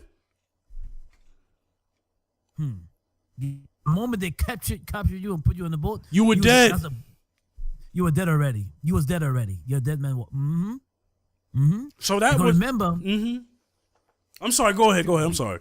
No, that's okay. Because remember, they strip you of your name. Yeah. They strip you of your culture. Yeah. They strip you of your heritage. They strip you of everything. Everything. So yes, you dead. Right, you was a dead man walking. Go ahead. So I like what he said there. And he was basically saying that. Now in this video, he's talking to his white girlfriend, who was taking the side of the white perspective of the "I'm not racist" video. So he's already saying, "Look, you on this side, but let me tell you something. What we got to deal with, what you don't have to deal with. You don't have to deal with a history of that, which is true. They don't have to deal with that. Let's move on." Sun comes on, just make you cry, cause massa raped your wife and he make you watch the bastard. Rape. Let's talk about the rape that happened in slavery. Oh, slavery was rape was a number one weapon. Rape was the number one weapon in slavery. Number one. It ain't okay. I know some people are gonna say lynching, whipping. Oh no, rape. Not even the gun. Rape. Rape was normal back then. I'm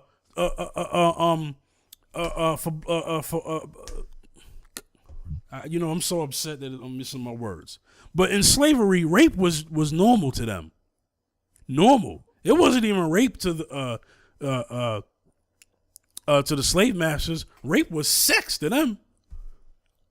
But any sex that happened between white people and black people at that time was rape, because black people could not refuse. Oh, not just black women, but black men were being raped too. That don't get talked about. These men were married. These white men were married. All these most of the slave masters were all married. You know what? Most of them was married. You definitely know a thing or two about this because you study this as well. I want you to speak about the rape that took place on the plantations. Used to call them the wenches. Yep. These are called young black females wenches. Now, when a white master get on top of his wife would know. The white master's wife would know about this. She'll know. Yeah, she'd be in another room. As she plays a silent air, puts a silent air to it. She knows what's going on, but that's her. But remember, white supremacy always puts the male as the dominant was the dominant. Thank you. Thanks for saying that. So a white woman had to know her place. She had to know her place. So therefore, your man could do anything. He could get away with. You get stuff like this. Yeah. And her only excuse was like, "Oh well, this is what a man does." Well, because they rape their women too. They rape their women too. So therefore, what raping what they call a young black female, a wench, was nothing. It was a way of life to them. It was they see before you even hit the age of 14, 13 and 14, they were already looking at you. Well, at the females fifth, I have to even say younger than that. Yes, I was gonna say very younger than that. 11 and up. 9, probably 9 years old. It's sick. Yeah.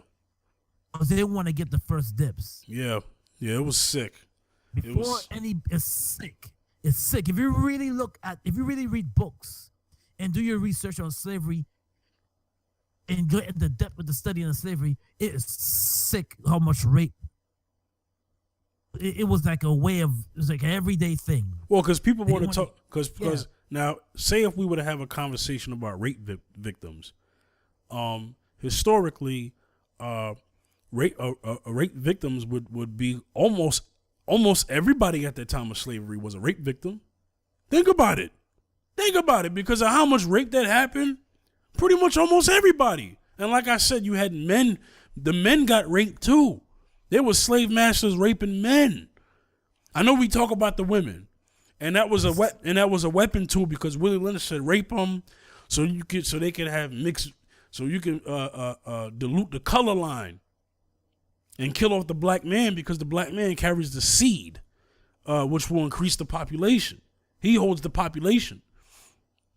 Because even if a black man has a baby with a white child, oh, that didn't sound right. I'm sorry. If a black man has a baby with a white woman, the child is not going to come out white, not necessarily. So you had that. The eradication of slavery was all about the eradication of the black man, woman, and child, but starting with the man because the man carries the seed, but also about the division because they wanted to dilute the color line. This is why you got a whole bunch of light-skinned people walking around.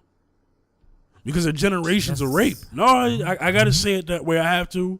And for my light-skinned brothers and sisters, this is not a knock at y'all, but I just want y'all to understand that when you play that team light-skinned crap, just understand that that's where that came from. That ain't nothing to be proud of. That your grandmother was raped and then you're the color you are right, because your great-grands was raped and then you're the color that you are right now. That ain't nothing to be proud of. I'll tell you something right now personally about me, and probably with you too. If it wasn't for generations of my family still staying with black people, I probably wouldn't be as dark as I am today. Because I'm pretty sure I come from a history of grandmothers who've been raped. Yes, in the Caribbean was Willie Lynch. Yes, exactly. Divide and conquer. Exactly. Conquer. Put the and as ignorant as our folks go with the what do you call it? Put the brown paper bag. Yeah. We'll talk about that's a different topic. Yeah. Let's go more into this. We're doing pretty good. Let's go more into this. Got you working, ain't pay you squat. Pussy get a bank loan off the slaves he got. To start up a Chase Bank or start up a Wells Fargo, that's 2 banks. Started with slave money, oh you ain't know? Yeah, so you can sit right down. All them slave owners kids running shit right now. This what I... Yes. Now this is what I wanted to get into. Zaccheus, I'll let you get the first crack at that. About the banks being started by slave money. So these this is what we Now he was specific. He said Chase and Wells Fargo. First off, I found this out years ago that Chase, I didn't always know this, but I found this out I think 2 years ago that JP Morgan Chase Company was started with slave money. One of their first things they had for collateral was property, and that property that they used for collateral was slaves, because at that time slaves were considered property. So Chase Bank exists today because of slavery. And Wells Fargo too as well. He mentioned Wells Fargo. He mentioned Wells Fargo, exactly. I know more about Chase than I do Wells Fargo, just based off the fact that there's a Chase Bank on every freaking corner. And I decided to research that first. And actually Chase is a bigger business than Wells Fargo as far as a company. So Chase they both have household names, but especially Chase. Okay? So speak more on that, Zaccheus, because I know you've been wanting to get to this part. Even with these banks that are they're standing up, but you put money. This is what me and Fifth, we always talk about, like trying to pool money to their own community, trying to support your own, because a lot of these companies, especially these banks, were started off through the slave back, the slashes and the whips, and slavery. A lot of banks started that way. A lot of them are out of business, but the ones that are still in business that I know of so far is Chase and Wells Fargo. And Wachovia is not in business. Wachovia was one of the first, actually is the only bank that when they got, because Wachovia started from slave money. But Wachovia got bought out by Washington Mutual. Who bought Washington Mutual? Chase. So the very bank that started with slavery bought out the other banks that started with slavery. Oh, how the cookie crumbles. I'm sorry, I just wanted to put that in there. Go ahead, Zaccheus. So when you look at these banks, Chase and Wells Fargo, and I'm glad he mentioned that because a lot of us don't know. Yes, but a lot of them don't know either. A lot of them. There's a lot of white people who don't know that. It started through slavery. It started through slavery. So it's good to do your research about these things. And sometimes, it's so sad because they're not gonna. You see, when you go online, they're not gonna put that in. They're not gonna put that in. They want to tell you what they want to tell you, So it's just stemmed from the roots of slavery. Some of these bands. So that's why when you listen to certain speakers and big up to Umar Johnson, talk about circling money in your own community, and Boyce Watkins circling money into your own community. This is why we talk about it, because listen, it's important. We need to circle money in our own community because a lot of these companies were started through the root of these banks was slavery. That's right. Just to go even deeper, okay? Chase Bank has for years have had lawsuits of discrimination, whether it be for hiring or their lack of offering business loans to black people. You wonder why. Because you look at the history. If Chase Bank wants to make it, if Chase Bank is genuinely sorry, if they were genuinely sorry, they would, in the form of reparations, be the front runners of making their business the number one business for black people to go to if they want to start a business. Can you imagine the effect that would happen if the very bank that made its money off of slaves would turn around and say, look, we're sorry, and not only that, we're going to show you how sorry we are. We are going to do as best as we can to help you, your people, get back on its feet. If you want a business loan, you got something good, as long as it's credible, talk to us and we'll see what we can do. Can you imagine what would happen if that bank did that? That would be a kick to white supremacy if they ever did that. Say something if they did that, they'd be really true. That means that sorry would really mean something. It would. Did that. It really would. So all the black folks out there who got Chase bank accounts, if you're experiencing problems with them, just know that it's because they have a history of making money off of your people. That's why. I'm just saying, because I know I've heard stories. I've heard a lot of black people say, "Man, what the heck is going on with that bank?" And then come to find out what the history is of that bank. You'll wonder why. You'll wonder why now. Wells Fargo. You wonder why. All right, let's move on. Fucking system remain crooked. Throwing cops a oop, a nigga pass, they ain't looking. These the same descendants that was given a strange whoopings with lacerations and castrations. They all work for the magistration.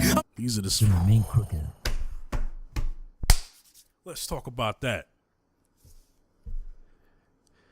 Now, what I want to get into that is, he mentioned the police a couple times.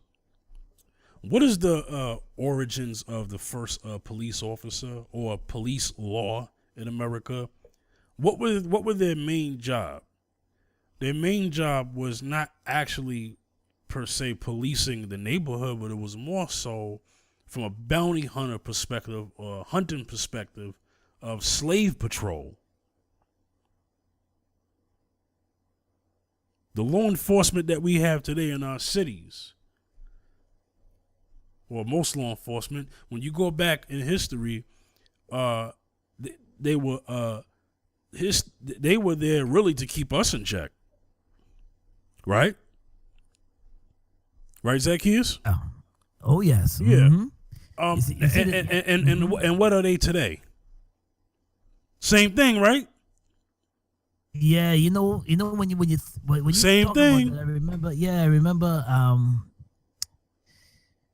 I remember how they infiltrated the Panthers, because you see the Panthers was the whole purpose of the Panthers was to stop the police brutality in Oakland, and the spread of the Black Panthers Party was to stop the police brutality. Enough is enough, and they didn't like that. So therefore, so J. Edgar Hoover, the Panther Party, and destroyed the party because they didn't like the because the policing was the police was the brutality of young black folks, men and women losing their lives off of police brutality was outrageous. Today, outrageous. Yeah. Going back in the 60s and 60s, 70s, and even earlier than that, police brutality continued. It trickles down today. So yes, that statement is correct. Yes. Mm-hmm. All right, we're gonna play some more. I'm not racist. I just wonder why they do it, how they do it. Black Buffy neighborhoods, they put a highway through it. I swear to God, I'm not racist, but I'm not stupid. I'm not racist. That's on my dead mama. And y'all created the hood. Y'all call it redlining. And y'all created new slaves. Y'all call it fair timing. But we ain't bringing in them drugs. Don't you dare try it. And Okay, he said a lot there. He said, blacks build a neighborhood, they build a highway through it. No, I want to start at what he said. Do you know that there were other black neighborhoods out there, the ones that didn't get burned down in white race riots? The government just pulled eminent domain, and they said, you know what, we need to build a highway, and we're just gonna have to do it, and you don't have a choice because it's eminent domain. You know what I'm saying? These are the things that took place, you know, in these neighborhoods. You know, I heard it happened to a neighborhood in Miami. There was a particular neighborhood in Miami, good, you know, black folks had businesses, and then they built a highway right through it and ended up tearing down a lot of the infrastructure down there. Oh, see. So that's another that's another part of our history right there, man. Mm-hmm. That was wow. I'm glad he's so far he's debunked almost everything that. Now I didn't play that perspective, the white guy's perspective, on this podcast only because everybody's probably already heard it by now. So that's old. So I just want to focus on Ant Mugga. I just want to concentrate on Ant Mugga's response. He talked about bringing drugs into the neighborhood. Oh, Zaccheus, speak on that. You know about that now. You know that. You know we didn't bring that stuff in. Elaborate more on what he mentioned when he talked about we didn't bring in those drugs. Drugs infiltrating our communities. Talk about that, and then us being blamed for it. The thing is that we don't create the drugs. Yep. We don't. You see, the drugs that's trafficking in our neighborhoods is coming outside, and the guns. It's coming from the outside. But you see, the thing is, the media that's what portrays that we're bringing in the crack, we're bringing in the cocaine, we're bringing in the heroin, we're bringing it in. We're bringing in the guns. So the media portrays us as being the ones that bring it in. About the root.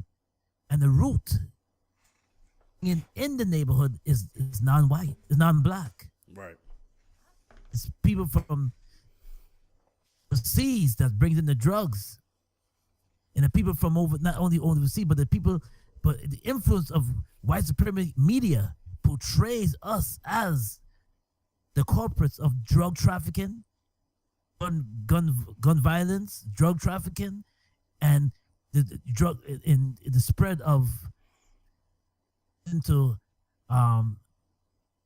it just shows this one side of it, one part of it. It portrays us as the corporates, the black people as the corporates of the drug trafficking and the drugs in the neighborhoods and the gun violence. So yeah, it doesn't always come from the outside. It never.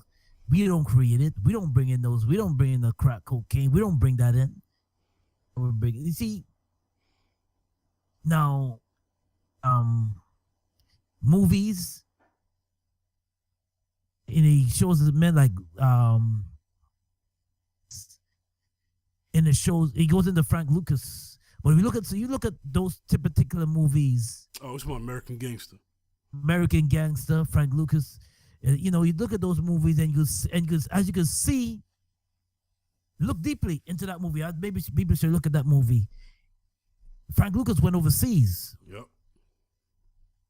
Lucas went overseas. He wanted to get deep in his business, so the product was being produced. It came back in. So people assuming that we make the crack cocaine, you know, we got the guns and we got the crack cocaine. That's not true. Sometimes the media portrays us as the corporates. But that topic, you know. Yeah. It's all about redlining. Redlining is one of those situations where historically, if black people wanted to live in a certain place, wanted to buy a house in a certain place, strategically there would be laws that are put in place, whether it be Jim Crow or just outright discrimination, would say, oh, well, no, you can't live here. If you want this, you can't live here. You can't live there. You can't live there. Oh, no, you live here. Okay, well, how about we'll just have you guys live here. So you basically now put a surrounding on a particular people, a race of people, and put them in one thing. The thing is when you put them in that one thing, you now cut them off and block them off from the resources that they would need to survive. So he talked about redlining. I'm glad he said that. That is not a conversation that is modern in this modern time that is spoken of. Community redlining and how black people got into the neighborhoods that we live in today.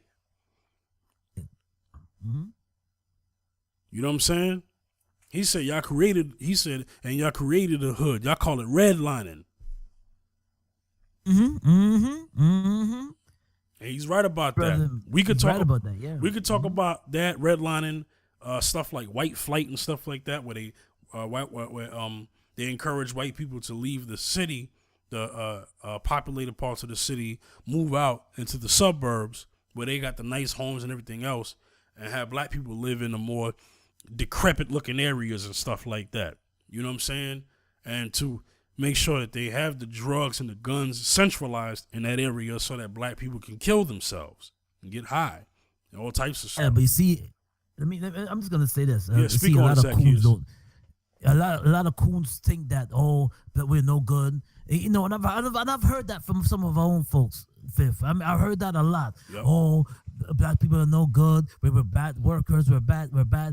All we do is drugs and we hang out all day and do this. No, it's the supremacy structure that for a particular. They particularly instructed that redlining. Well, I would ask those coons anytime they're trying to make these white supremacist talking points in their arguments. I don't entertain coons, but I'm just saying if this was to happen, I would ask them, well, where did the drugs come from? Where did the guns come from? You know what I'm saying? I don't. The last time I checked, Smith and Wesson, and Mossberg and Ruger and all these other companies make guns. I've never seen a gun factory in the streets of Harlem. Okay, a lot of these drugs come from opium fields. There's Where is that in black neighborhoods? I haven't seen it. Okay, so where did this stuff come from? See, the problem is people like to talk about the effect, but talk about the cause first. To every effect, there's a cause. Heck out of here. We're going to play some more. On a welfare with some type joke. Majority of welfare go to white folks. Facts. The media likes to portray black people as being the kings and queens of welfare. Wrong. That couldn't be any further from the truth. They were talking about towns where black people don't even not exist, but don't even live. Population, they got towns where black people are population 0 and the population 100% is white, and they are the ones that have all the welfare. And welfare is a government resource. Is it or is it not? So when you do your numbers, we're not mostly on welfare. A lot of us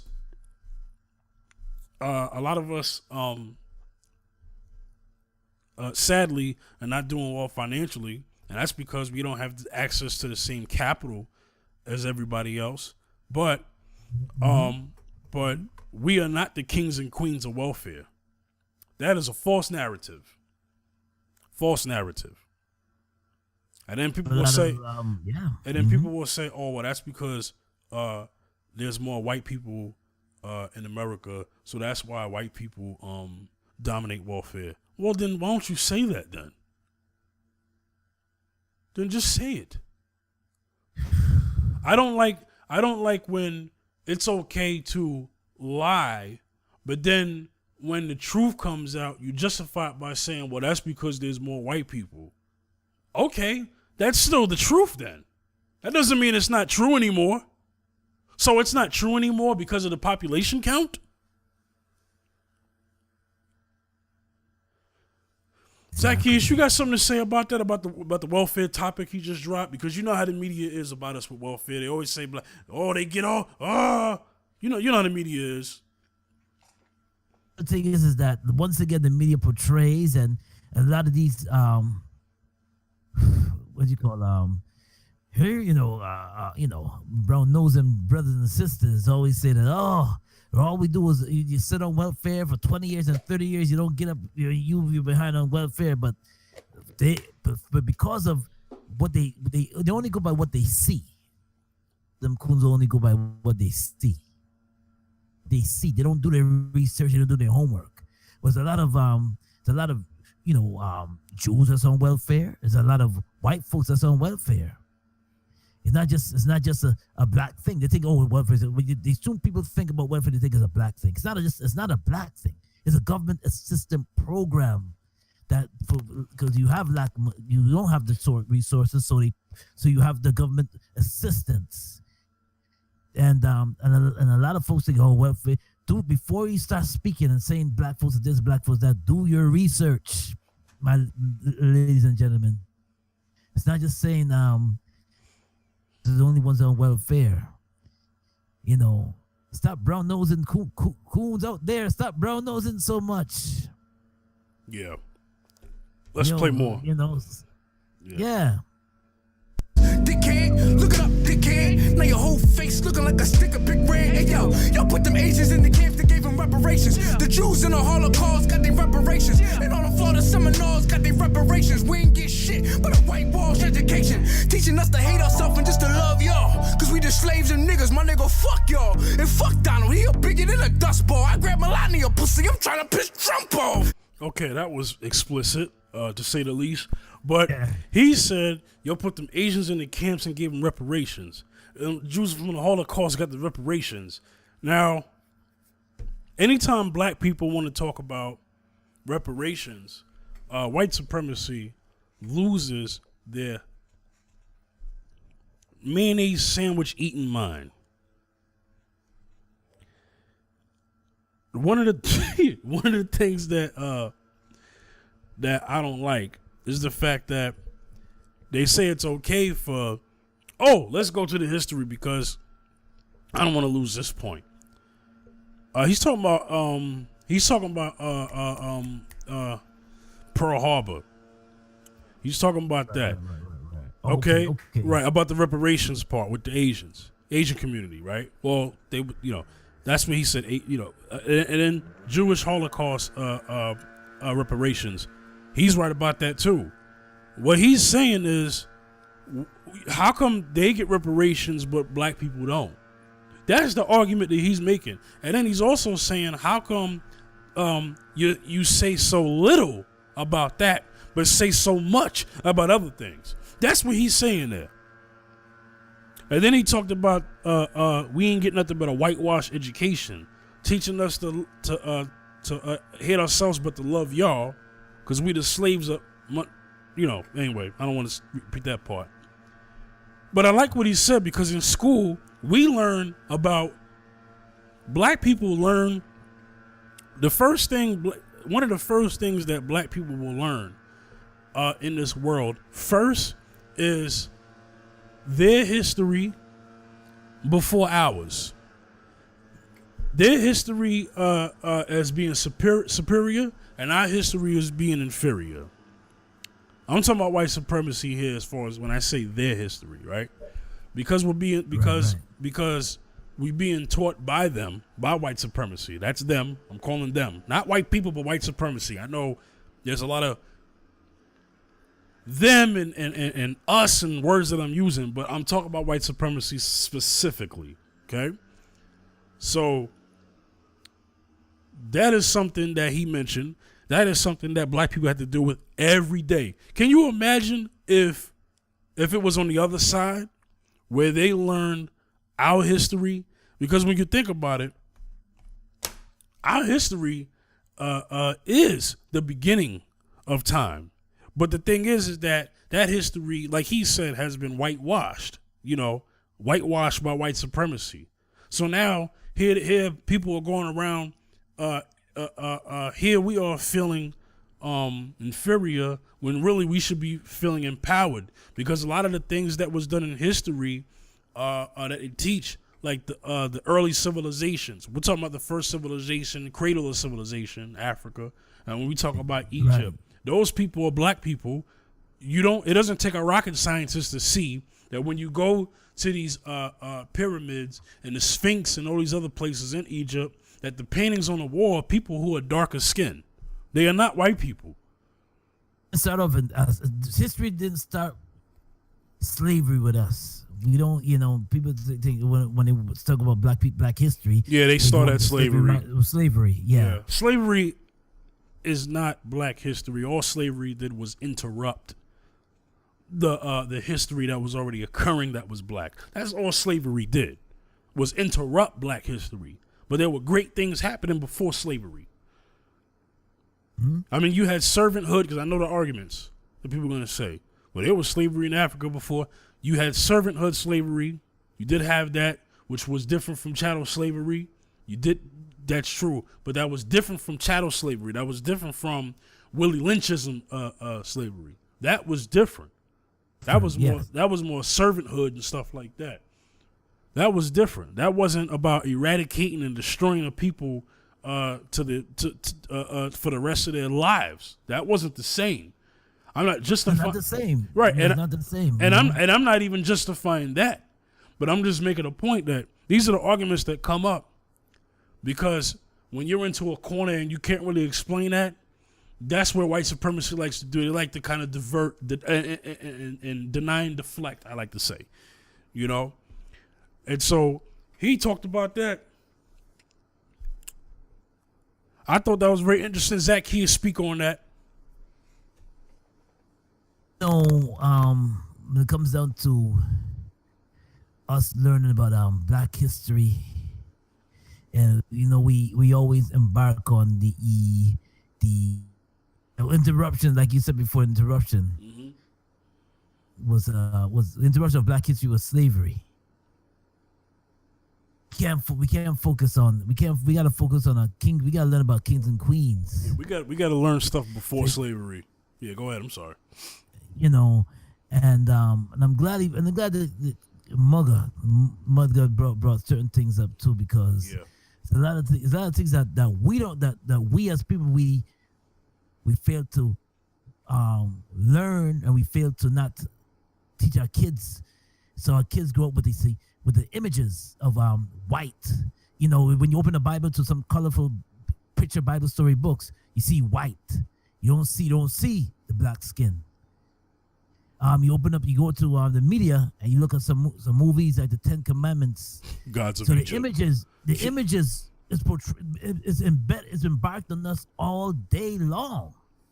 Exodus, Gods and Kings, and Gods of Kings. Egypt. They all have them. They all have them not looking like the originals. I'll tell you that much. So even when it comes to the I'm gonna go down. Let me even go down to the media history. When it came to shooting the 10 Commandments, and Charlton Heston? No, but 1956. Speak on it, God. Okay, I'm gonna go into history. 1956. Speak on it, King. Taylor was the she was the Elizabeth Taylor. Phoenix. She was the she was the Pharaoh's daughter. She was known as the like a princess. Pharaoh's, but they chose they looked over Dorothy Danbridge, and they put her in place. Elizabeth Taylor was she was Cleopatra. Took her place. Took her place Cleopatra. So Dorothy Danbridge was supposed to play that, but they gave it to Elizabeth Taylor. So my me saying that is the images is in back in our children. It's all over. It's always rooted. It's throughout the time of history. It's always the image of Jesus, which was changed by Constantine. It was just the images of the supremacy. Yeah, well, the whitewashing, the white supremacy, whitewashing history, and depicting false images of people who were real, but putting false images on them to empower white people. My thing is, you don't have to lie to. I don't like the fact that white supremacy lies to empower white people. Like, what the heck is that about? It's almost like you're doing that because you're ashamed of the real history that you have. So let's just lie and then fabricate and then take that. That ain't nothing but being a dang culture vulture.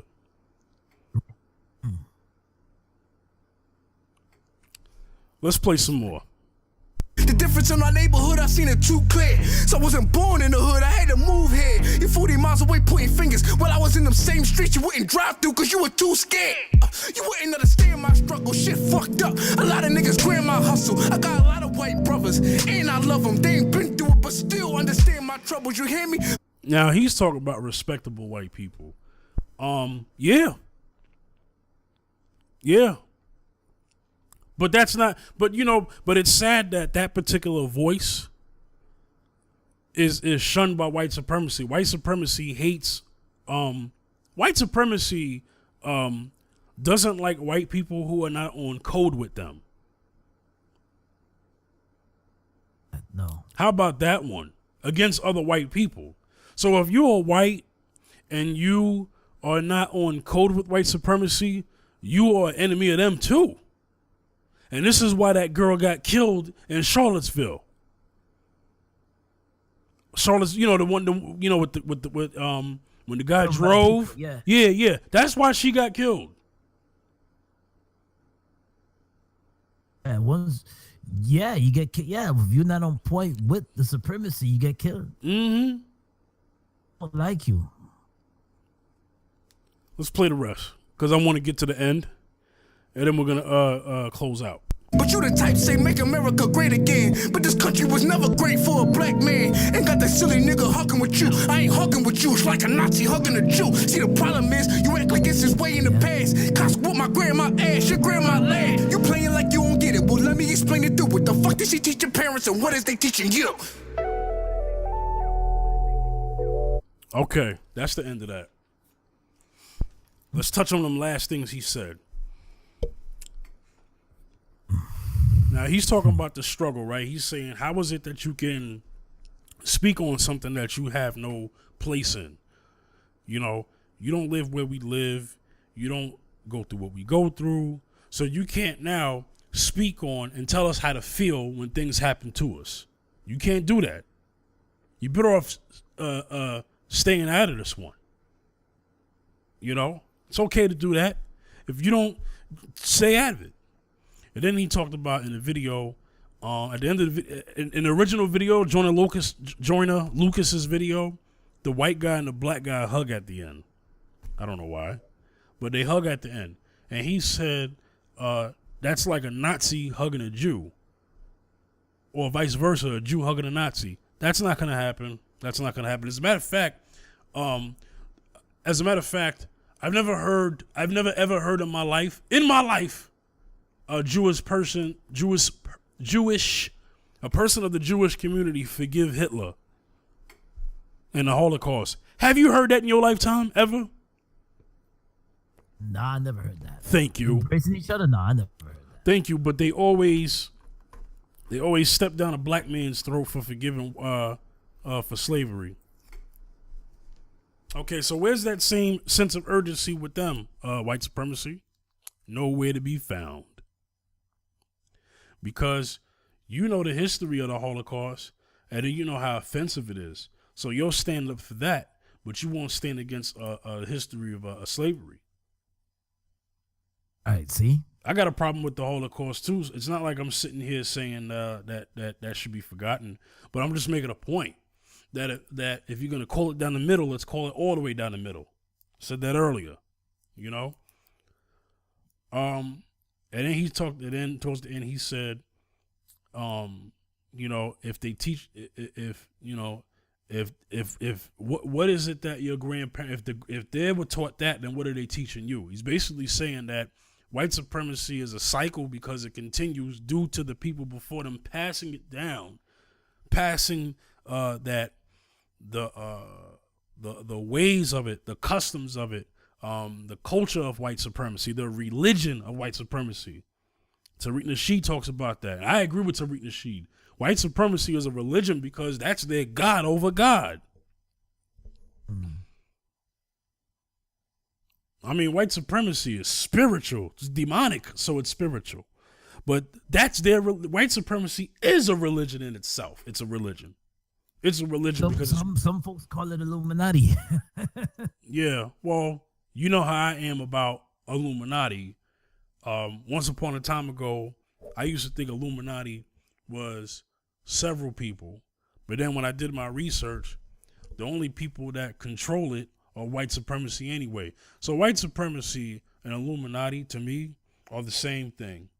It's just that it softens the blow because you don't say the word white in front of it.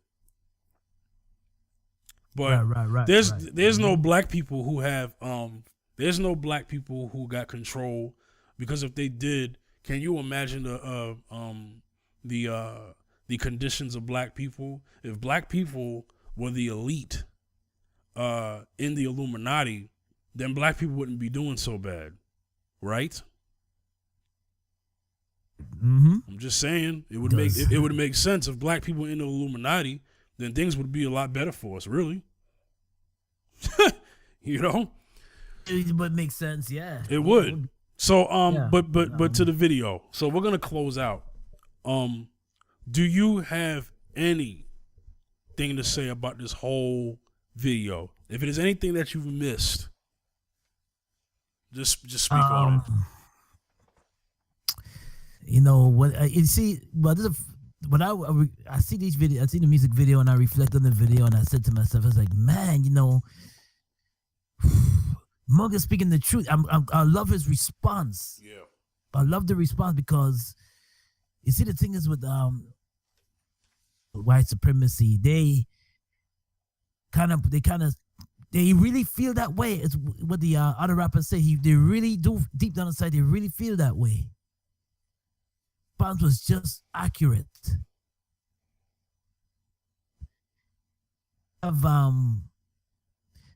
stereotype of our people of not taking care of our children.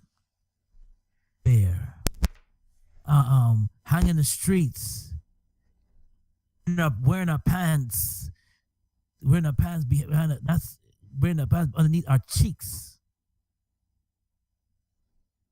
Truly say that's not me. That's not you. That's not a lot of black males out there. And I'm happy that that Mugga was able to jump off of that response and just say, "Listen, man, yo," she just cut it right into it. Yeah. So I'm happy. I'm happy about the response. Yeah. Really happy. Yeah. Hey, any last words you have? Any last words of today? Because we talked on several things. We're gonna get into our final thought. Yeah, we also talked about Libya. Yeah.